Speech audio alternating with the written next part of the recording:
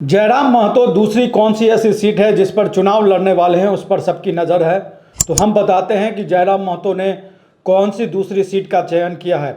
एक तो डुमरी से वो चुनाव लड़ने वाले हैं, जहां वो 24 तारीख को नामांकन दाखिल करेंगे, और दूसरी सीट का भी उन्होंने जयराम महतो ने अपने तरीके से चयन कर लिया।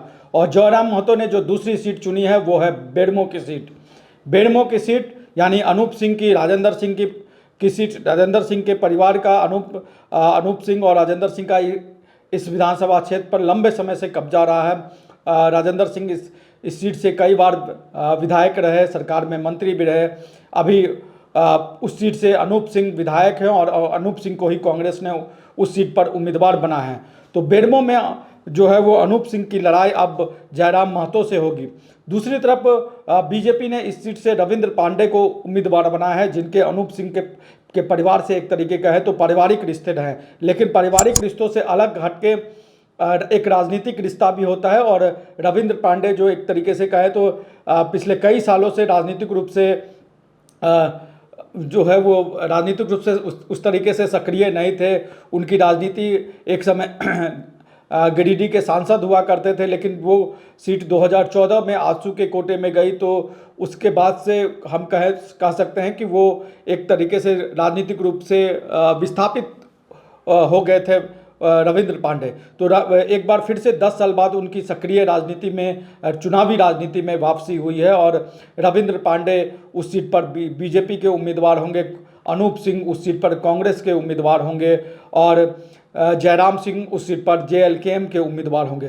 तो क्या जयराम महतो ने सोच समझ के उस सीट का चयन किया है, ये बहुत दिलचस्प है, क्योंकि एक सीट जहां उन्होंने डुमरी का चयन किया, वहां झारखंड सरकार में मंत्री बेबी देवी उस वहाँ से विधायक हैं।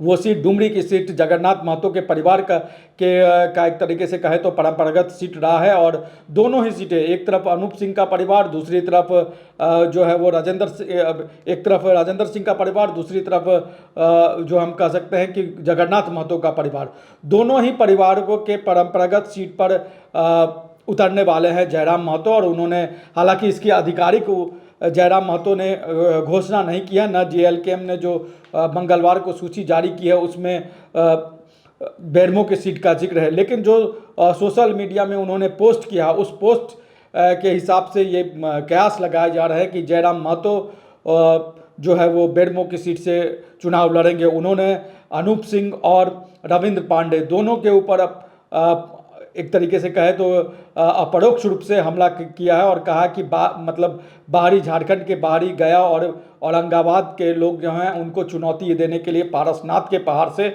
आ रहे हैं। अपने बारे में एक तरीके से कहा कि पारसनाथ के पहाड़ से कोई आ रहा है, यानी वो खुद आ रहे हैं। तो इस तरीके से जयराम महतो ने एक तरीके से चयन कर लिया है कि वो किस सीट पर चुनाव लड़ेंगे।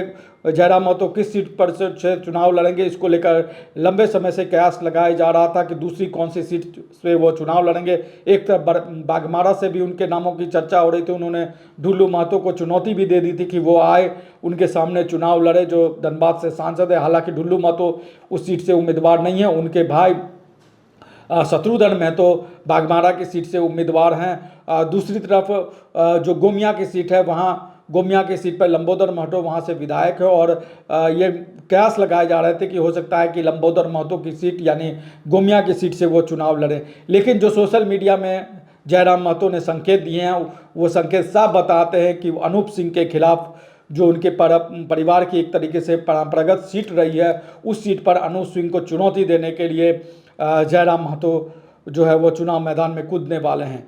तो बड़ी रोचक लड़ाई हो जाएगी बेड़मो की सीट की, और हम पूरी तौर पे कहें तो ये त्रिकोणीय मुकाबला एक तरीके से इस सीट पर देखने को मिलेगा। जहाँ तक बात रही डुमरी की सीट की, तो डुमरी की सीट पर हम कह सकते हैं कि आमने सामने की टक्कर बेबी देवी और जयराम महतो की नज़र आ रही है, लेकिन बेड़मो की सीट पर मुकाबला त्रिकोणीय हो सकता है, इसकी संभावना है।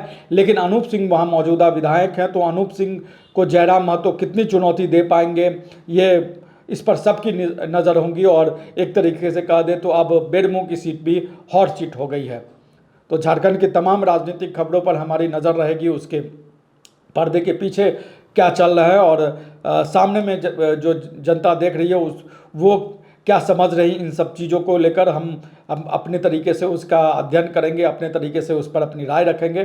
तो झारखंड की तमाम खबरों के लिए आप जो है वो लाइव दैनिक को देखते रहिए, लाइव दैनिक को सब्सक्राइब करिए, लाइक करिए, कमेंट जरूर करिए। नमस्कार, जोहार।